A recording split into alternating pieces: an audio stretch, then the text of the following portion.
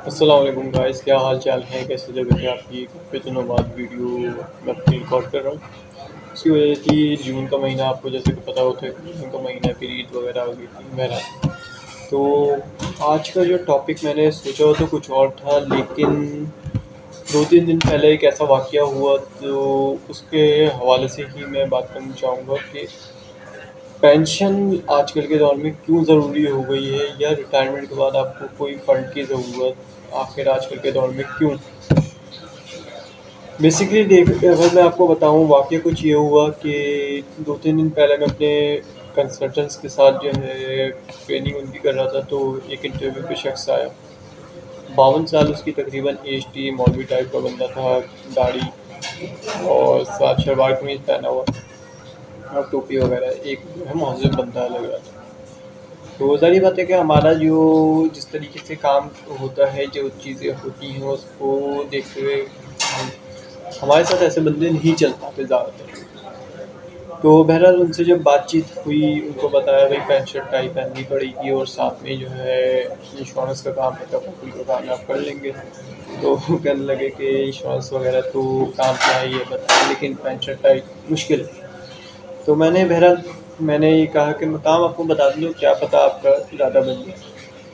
तो उस शख्स से मैंने जो है, क्योंकि ज़ाहिर बात है कि नाम मैं डिस्क्लोज़ नहीं करना चाहूँगा, लेकिन जब उससे बात हुई, उससे पूछा और अपना काम बताया, जो कि इंश्योरेंस का तकाफ़ुल का जो कॉन्सेप्ट होता है कि खुदा न खास्ता मिसहैप की सूरत में जब इंसान नहीं रहता, कल को आजकल के दौर में अगर 40,000 रुपये आपके घर का एक्सपेंस है, कल को आप नहीं होते तो क्या पूरे ख़ानदान या पूरे मोहल्ले में कोई ऐसा शख्स है जो उस चीज़ की ज़िम्मेदारी उठाए आपके बच्चों की आला तालीम शादी तक? उसने बोला नहीं, उन्होंने बोला नहीं।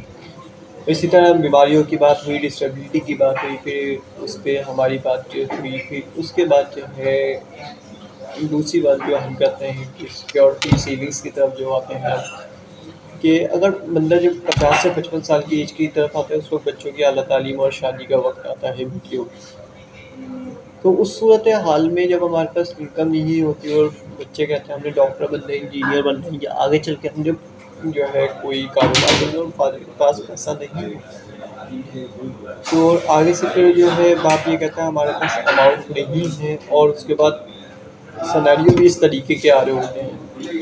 और फिर रिटायरमेंट का वक्त आता है, 50-55 साल के बाद बंदा उस तरीके से काम नहीं कर पाता और बच्चों के आश्रय पे हो जाता है।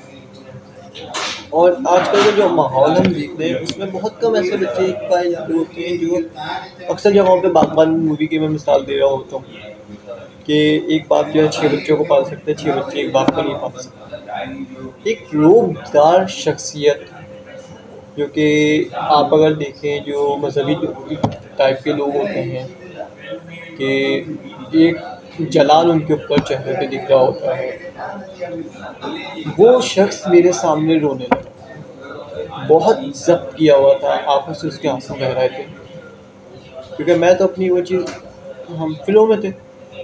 उस बंदे ने अपनी बहुत मुश्किल से अपने आप को संभाल के उसने आंसू पोंछे और कहने लगा वाकई में उसामा बेटा ऐसे ही होता। सारी ज़िंदगी एक बाप पालता है, कमाता है, तमाम चीज़ें करता है, अपनी ज़िंदगी अपनी जवानी एक कर देता है, और औलाद बड़ी होके कहती है आपने हमारे लिए किया ही क्या है, कोई ढंग की नौकरी कर लेते। यानी कि एक शौक का मेले के मुकाम पे एक शख्स बिल्कुल नॉर्मल और एक रोबदार शख्सियत का मालिक इस तरीके से टूटा हुआ दिखाई देता है। मुझे कहता है वाकई में रिटायरमेंट के बाद या 50 साल के बाद आपकी कोई आमदनी ऐसी होती है ताकि आप बच्चों के आश्रय पे ना आए। 20 साल का उसका बेटा था, 15 साल का एक बेटा था और फिर 2 बेटे। बहुत कम ऐसे जो है सिनेरियो होते हैं, लेकिन हमें पाए जाते हैं कि वो बच्चा जॉब के लिए तैयार नहीं था। पता है कि बच्चे ने कारोबार करना है, उसके लिए मुझसे डिमांड करता है पैसे दो, जो यहीं से बता दो। लेकिन वाकया बताने का मकसद ये नहीं है कि जो है सेल करनी है, कोई ऐसी चीज़ करनी है। ये वाक़या बताने का मकसद ये है कि सोच का मुकाम है हमारे लिए आजकल के दौर में। अव्वल से ये है कि अपने बच्चों की तरबियत के हवाले से, और दूसरा ये मुस्तकबिल की प्लानिंग।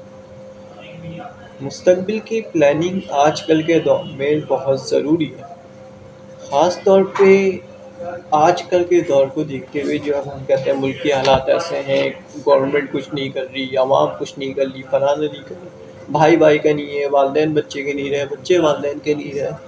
उन सिनेरियो में भी हम ये कहते हैं जो होगा देखा जाएगा। एक जगह पे मैं देख रहा था, कोई पोस्ट भी आई हुई थी, जो होगा देखा जाएगा और जो हो रहा है वो देखा नहीं जा रहा। तो इस चीज़ के बारे में हमें सोचना चाहिए और एक ऐसी प्लानिंग आज से ही करनी चाहिए जो आगे चल के हमारे फ्यूचर के लिए फाइनेंशियली तौर पे, माली तौर पे एक मुस्बत पहलू हो। हम कम से कम अपने बच्चों पे या किसी के ऊपर डिपेंडेंट बुढ़ापे में ना हो। मेरा एक मकसद उस दिन से ये बन गया कि हर शख्स को कम से कम ये मैसेज देना है कि अपने बुढ़ापे के लिए सेविंग करो। तो इस बारे में सोचिएगा, और किसी भी कंपनी से करें, कहीं पे भी करें, लेकिन अपने बुढ़ापे के बारे में सोचिए कि आज अगर कोई मिसहैप होगा बुढ़ापे के साथ साथ, अभी अगर कोई मिसहैप होता है, क्या आपके घर में या आपके ख़ानदान में कोई ऐसा शख्स है जो आपके घर के रोज़मर्रा के अखराजात पहुँचा सके, आपके बच्चों की आला तालीम के वक्त तक या शादी के वक्त तक। तो इस बारे में सोचिएगा ज़रूर। जज़ाकल्लाह।